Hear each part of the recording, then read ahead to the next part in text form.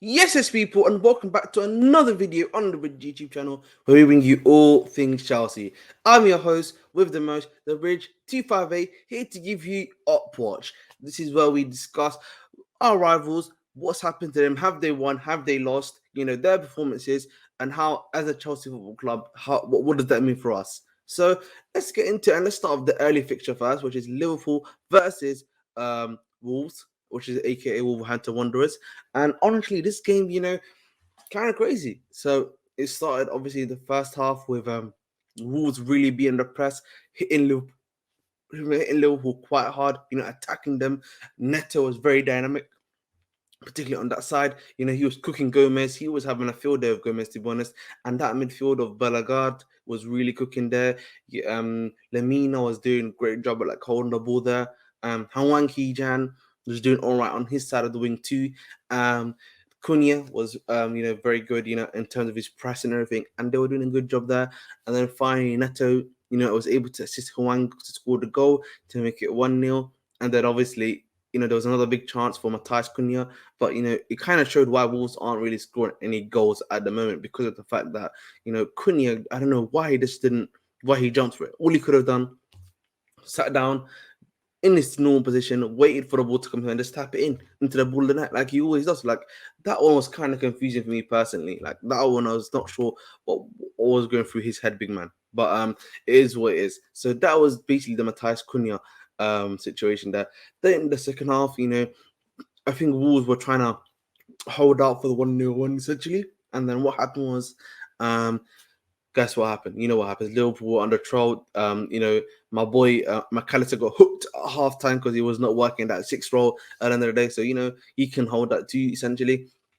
He brought in Luis Diaz, so they will start playing a 4-2-2-2-2. And then obviously just before he made some subs again, they were able to make that breakthrough, and Gakpo was able to score in that tap in via Mo Salah assist. And then that continued onward with Liverpool trying to be a lot more dominant and really doing really well. And then it came down to around about, I think, at the 80th minute ish, Robertson gets the ball, passes to Salah, still continues that run. Salah sees that, passes it to him. None of the Wolves player are marking him, and then bang, just taps it into the ball in the net on his 200th appearance too. Shout out to Andy Robertson. Honestly, man, he's an absolute dickhead still, but honestly, man, it was kind of crazy, man. But yeah, then essentially after into extra time, and then Harvey Elliott scores two, and the game ended 3-1 for Liverpool. And again, it's a good win for Liverpool, but them constantly not starting well is going to be definitely a worry, because like that first half was not great either. So you have to wonder now, Europa League football starting Thursday for them too. So are we gonna start seeing some the cracks we've seen right now, particularly in the first half where they're not scoring? Are we about to see that going into next week, where this time you also played Europa League football? Got to think about that situation as well. So at the end of the day, when it comes down to Liverpool, good win for them, but there's a lot of stuff that they need to work on, a lot of stuff that they need to worry about, in my opinion. So we move on that one still. Let's talk about now one of the main fixtures, Manchester United versus Brighton. Very, very big fixture, 3 p.m. kickoff. But guess what? If you're not in the UK, you probably couldn't have watched it. But hey ho, I'm in Aruba, but we move. So basically, this game, man, kind of started with United doing really well. They were trying to stop, any passes that were happening in the middle, because that's where usually, Brighton get their little flourish type. They use the middle of the pitch really well, centrally particular. So they were trying to force Brighton to just play out wide. And even then, you've still got Matoba, you've still got a Dringer there who are quite good quality, wingers that at the end of the day, we know of Matoma's strength from last season alone. And now we're doing a good job. They were pressing well. They had Bruno right wing and everything. But guys, what happened?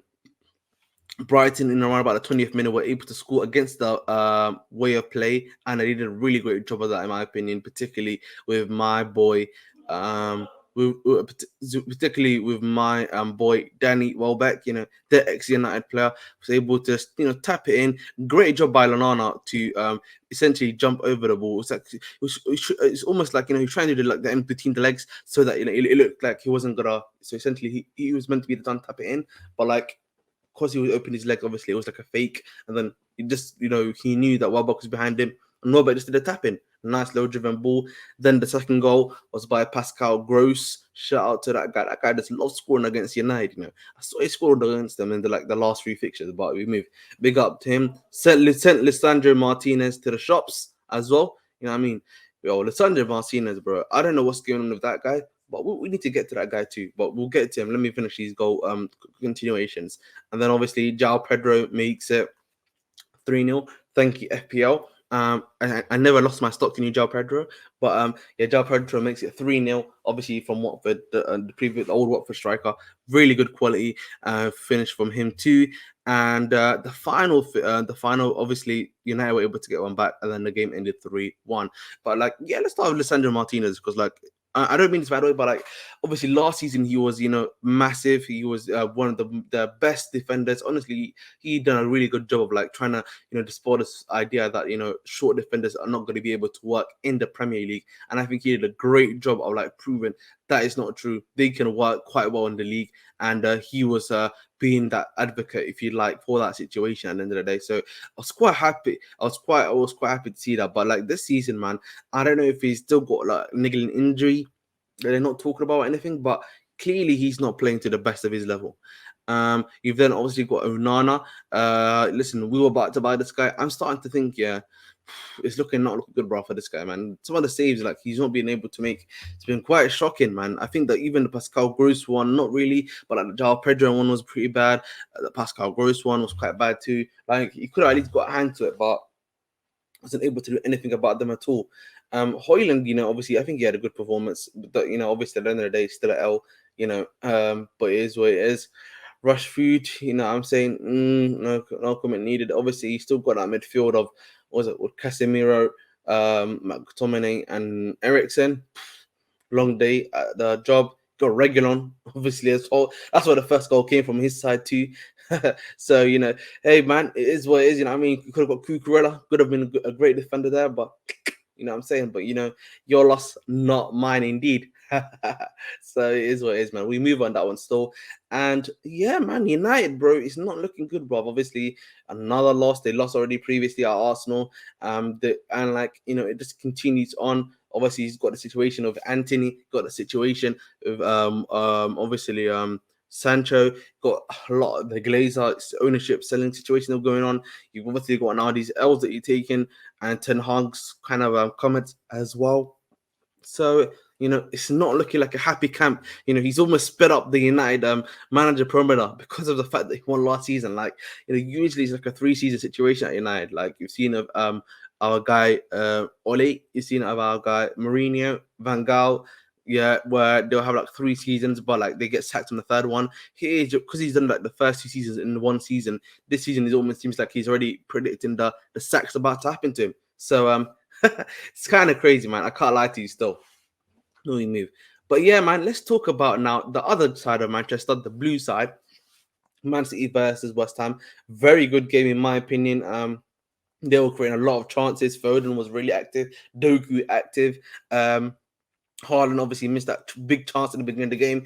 Then he had Ward-Prowse score the first goal of the game. And then my boy Doku from Stade Rennes. Oh my lord, sensational ball. He literally did the little cut in and shoot, man. That's cash money for him, man. If you watch Stade Rennes, man, you knew Doku could do that, man. He's got that little whip on him, man. Shout outs to my guy still. And then obviously you then had the second goal. Oh, I forgot who the second goal was actually. Just quickly, I lost my train of thought there. But I know the third goal was scored by Haaland. But yeah, man. Honestly, excuse me. When it comes down to it, right, the game was very good game. Man City were creating chances. West Ham are trying to like hold deep and look to counter attack against Manchester City. But usually, I'm pretty sure West Ham by now should have learned that doesn't work. They've tried that multiple seasons. They tried that last season. They've probably tried it the season before knowing them. So they should have learned by now that doesn't work. Obviously, yes, they may have gotten the Ward-Prowse goal to get 1-0 up, but the reality of the situation is there. Man City, you could only hold out Man City for so long. That's why trying to beat them at their game is usually kind of sometimes the most effective method of beating them. So we move on that one still. But yeah, my Man City still looking like a great machine trained. Doku looking good already. Got no Grealish, of course, in the team. So listen, man, they're doing a great job at doing what they can do. So all we can say to Man City is that they look like they're going from strength to strength, and that's pretty much it. And in regards to Chelsea, obviously Manchester United dropped points, but Liverpool's got their points. Liverpool's got their points. Man City's got their points. Tottenham were able to edge out in the last minute too. Shout out to Tottenham. I actually didn't speak on that quickly, but obviously Tottenham, great game from them. They were obviously able to do what they needed to do. There, shout out to my guy, Richarlison, scoring his first goal in a long time in 90+8, and then 90+10 was scored by Kulisevsky to win the game against Sheffield United. So it was a very, very good game from them. So quality by Tottenham. That's all they can say at the end of the day. And that's not something that you can say much for Chelsea. Tomorrow is against Bournemouth. You have to win. It's really as simple as that, man. You have to put in a good performance too. Now, whether or not you're still playing the same personnel on that formation that you've got is another thing entirely. But I just want us to be able to win and look good at it against a very weak Bournemouth side. So that's pretty much all I have to say on that. And that's the video, guys. Please make sure again to like, share, subscribe. Make sure to follow the channel membership. And I've been your host with the most, the British T58. Dedicate your hearts. And as always, please make sure to stay blue.